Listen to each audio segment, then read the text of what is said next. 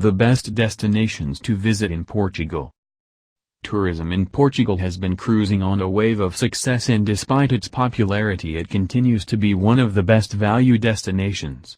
It has it all: a rich history, innovative art, stunning views and super friendly, laid-back locals. Visiting has also become easier since TAP Portugal, the country's main airline, has increased their stopover program to 5 days. Madeira. Start the year off right by waking up in Madeira. This subtropical island system has become one of the trendiest destinations in Portugal for hiking, spending warm days by the seaside as a winter sun retreat, and eating exotic food. Plus, the capital Funchal offers one of the best New Year's Eve parties in the world. You'll get the festive feel, without the cold weather of home. If you can't head over for New Year's, no problem, visiting the main island and smaller, adjacent islands is always a good plan, and Porto Santo is where beach enthusiasts will find one of the most beautiful stretches of sand in Portugal. Other landmarks in Madeira and the smaller islands include the house that once belonged to Christopher Columbus, the Cristiano Ronaldo Museum, called Museu CR7, and the Madeira Wine Museum.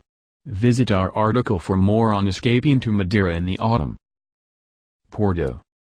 Don't miss Portugal's second-largest city.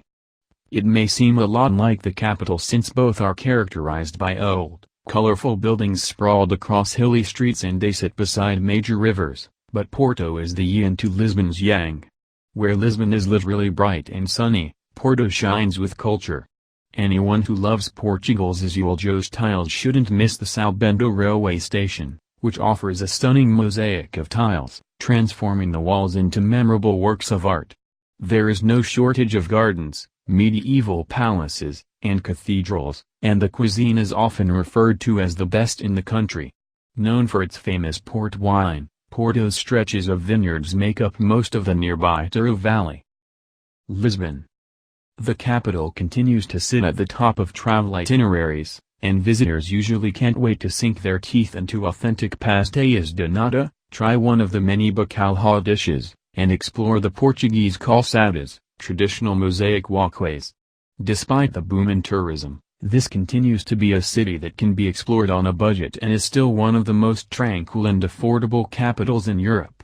Visitors can anticipate winding, narrow roads, and phenomenal lookout points. Walking around at night is also a treat. In Alfama, mouth-watering aromas and wistful melodies, known as fado, drift from cozy restaurants that line the narrow, cobblestone labyrinth of streets. Don't miss Kyoto, the trendy district with the oldest bookstore in the world, or Boa Chic Baroado, which comes alive at night. Great weather and plenty of sunlight means there's never a bad time to visit Lisbon. Algarve. Algarve is one of the best places to go to mix warm weather, hiking expeditions, trendy beaches, and even trendier social scenes.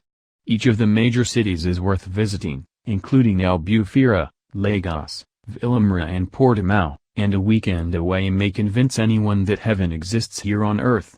Tiny treasure troves of jewel-bright waters and mesmerizing cliffs, like Camilo Beach in Lagos, are sprinkled across the region, and don't worry about not speaking Portuguese if you need directions. Many neighborhoods in the Algarve, if not most, are more English-speaking than Portuguese these days, especially around Albufeira and Vilamara.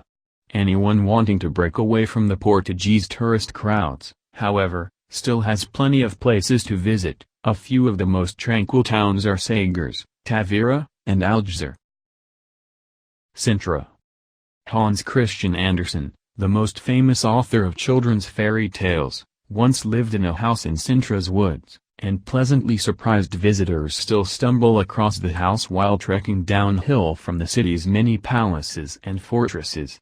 A living fairy tale itself, there's no shortage of inspiration for imaginations like Andersen's. Located approximately 30 kilometers from Lisbon, getting to Sintra is easy and makes a great day trip, though you may prefer 2 or 3 days to see everything in detail. From the romantic 19th-century Pena Palace to the exquisite Montserrat Palace and medieval Castle of the Moors, the city will overwhelm the senses and transport minds to fictional destinations like Camelot or Westeros. Coimbra. In the country's center is a city that attracts more visitors than most others in Portugal.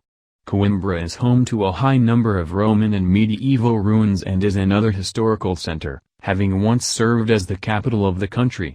Among the most visited tourist attractions is the University of Coimbra, which is one of the oldest continually operating, degree-seeking institutions in the world. But its greatest claim to fame is the library. The Baroque-styled Biblioteca Joanina has been listed numerous times as one of the most beautiful libraries in the world. São Miguel. Nearly halfway between the American and Portuguese coasts is the Azorian archipelago, and each island is worth a visit. The largest, São Miguel, is the easiest to reach by air, and there's plenty to see in this rolling green oasis for a thoroughly Azorian experience. Hiking trails, waterfalls, and the beautiful twin lakes called Lagoa das Sete Cidades are only the beginning. But one recommendation not to miss is Furnace. This small village is where visitors can experience the bright side to volcanic power, as the ground is both a place to relax and cook food due to the natural, mineral-rich hot springs and cooking holes called caldeiras. Guimarães. If you have extra time, use it to visit the country's first capital. In the 12th century, Portugal's first king, Afonso I, ruled from his birthplace, Guimarães. Since then the city has adopted the reputation and nickname of the birthplace of Portugal, and tourists can visit the castle where the king and many other historical figures once resided. Guimarães is easily accessible by car and bus and is only 50 kilometers from Porto. Braga. Tying together old and new is Portugal's fourth largest city, one of the oldest in the country with a strong, youthful following. In fact, it was labeled the European Youth Capital in 2012 and attracts students from the nearby University of Minho. Brimming with cafes, shops, restaurants and bars, the city is truly vibrant, but it's also known for its religious side. In addition to the local cathedral being the oldest in the country, the stunning Bom Jesus do Monte is a religious retreat, and the cathedral is quite unlike most others. Located on a hill in the woods and surrounded by gardens, visitors can climb the 116 meters of stairs and enjoy a breathtaking view at the top.